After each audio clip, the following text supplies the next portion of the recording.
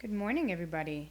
So today we are going to be learning about another method that we can use to solve quadratic equations. So this method is called the quadratic formula. So here is the quadratic formula. Now, you do not have to memorize this formula. When I was younger, I did. We came up with this song. I'll sing it in a second. But I'm going to show you real quick where you can find this formula. So this should look familiar. This is the reference sheet that you get on an exam, whether it's a Regents exam for Algebra 1, Geometry, Algebra 2. Now the quadratic formula is right there. So you do not have to memorize the formula. Now when I was younger, we used to have to sing it to Pop Goes the Weasel. So it would sound something like this. X equals negative b plus or minus the square root of b squared minus 4ac all over 2a. So that's what we had to do to sing it, to memorize it, because we didn't have a reference sheet as much as with all those formulas like you do. So if you notice, to use the quadratic formula, you need to know your a, b, and c terms. So to know your a, b, and c terms, it has to be written in standard form. So look, this is already in standard form. Ax squared plus bx plus c equals 0. So it has to be set equal to 0 to use this quadratic formula. So let me try and find out what my a, b, and c terms are. So here my a term is 2, my b is 5, and my c is negative 7. So if I use the formula, x equals negative b, which is 5, plus or minus the square root of b squared minus 4 times a times c. I'm just going to fix that square root. All over 2 times a. So notice where I put in all the parts. Negative b plus or minus the square root of b squared minus 4ac all over 2a. So I made sure to use parentheses everywhere I substituted. So now I'm going to show you step by step to solve. So let's start solving as best as we can. X equals negative 5 plus or minus the square root. Now, I could put all of this in my calculator. So in my calculator, I'm going to do 5 squared minus 4 parentheses 2 parentheses negative 7. And I get the square root of 81. All over 2 times 2 is 4. Now I have to ask myself, is there a square root of 81? The answer to that is yes. So x equals negative 5 plus or minus 9 over 4.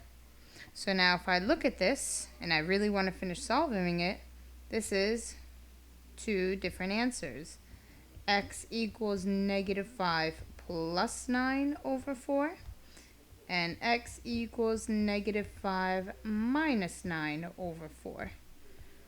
So negative 5 plus 9 is 4. Divided by 4 means x equals 1. So that's one of my answers. And then negative 5 minus 9 is negative 14. Divided by 4 is negative 3.5. So that's either you can write negative 7/2 or you can write negative 3.5. So either one of those answers is acceptable. I like to leave my answer in fractions because sometimes it's not an easy decimal. So this is how you use the quadratic formula. It's very, very straightforward as long as you know your a, b, and c terms. So now see if you could start setting up number 2. I'm going to walk through it with you as well. So my first step is to get my a, b, and c terms. So here a equals 4, b equals -8, and c equals 13. So if I take the same, so watch what's going to happen here. I'm actually going to delete the numbers I had before, and I'm going to put in the numbers that needs to go there. So I need to focus up here. X equals -b, so b is -8, plus or minus the square root of b squared minus 4 times a times c all over 2a. Very important that you substitute the whole value. Notice how I kept everything else the same, but I substituted the values that I know. So let's keep working here.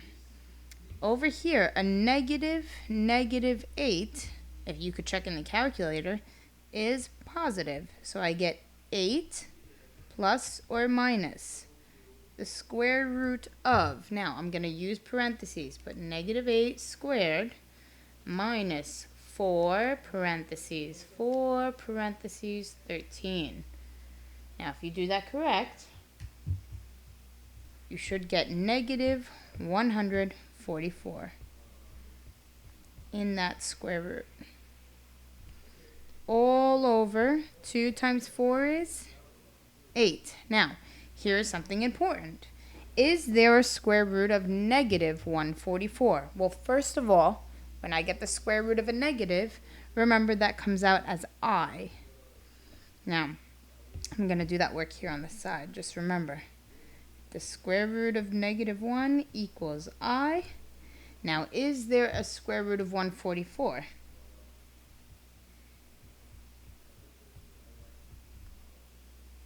The answer to that is yes. The square root of 144 is 12. So very important that we knew that, because now this becomes x equals 8 plus or minus 12i over 8.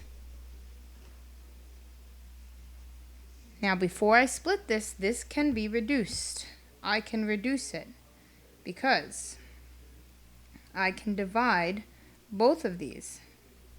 So I have to be able to divide here and here. So I need to reduce to the best as possible. So now I shouldn't do it separately though, or I can. So if you want to do it separately, this is what it looks like.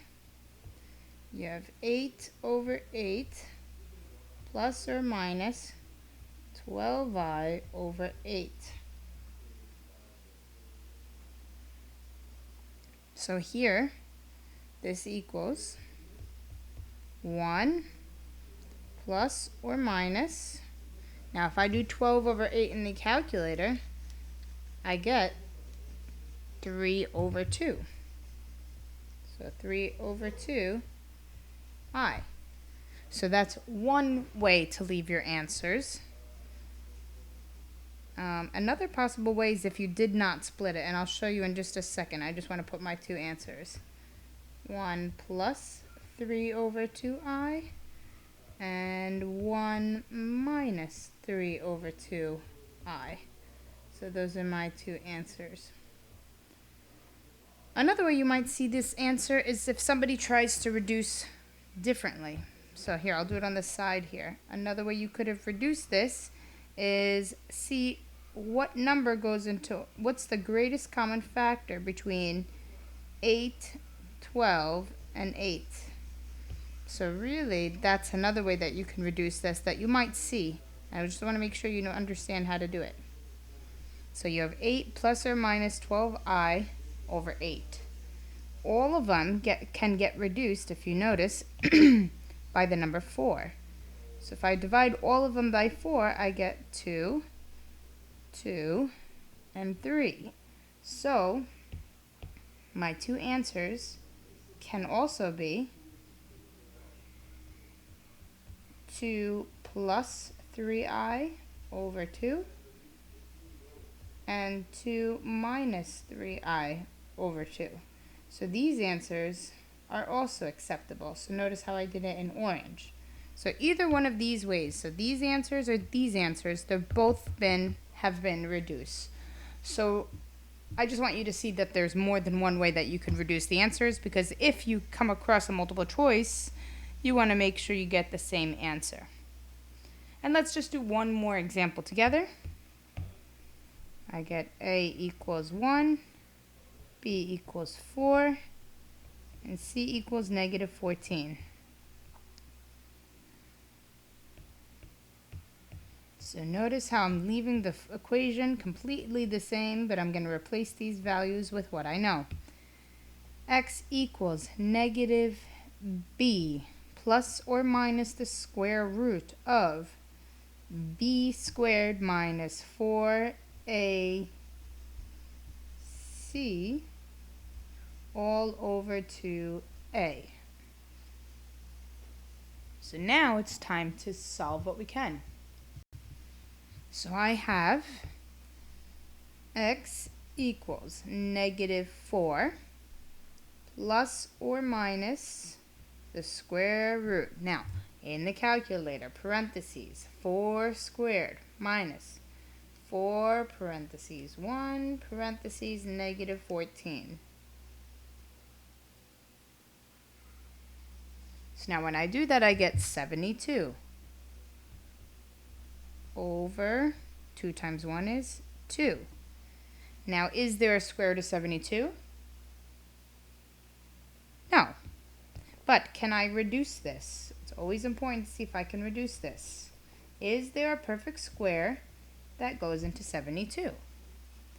The answer is yes. 36 times 2 is 72. And the square root of 36 is 6. So reduced, this is X equals negative 4 plus or minus 6 square root of 2 over 2.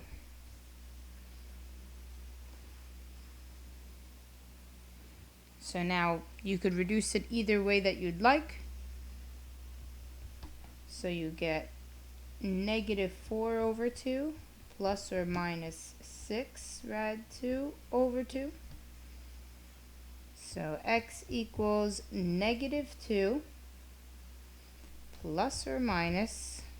Now remember, when I reduce here, I could only divide what's outside the radical with what's outside the radical. So I get 3 rad 2. So there are my two answers right here.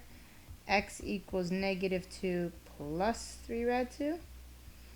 And X equals negative 2 minus 3 rad 2. So there are your two answers. So I made sure to do different types of problems. Now this always works when you have a quadratic equation. You will either get, a rational number here, maybe an irrational number, or an imaginary number. So if you don't want to do by completing the square, this method also works. So here are 8 practice problems that I'd like you to try. So pause the video, give them a try, and come back and check your work. Don't forget the quadratic formula. It's right there at the top. And there you have it. There are all your answers to the practice problems.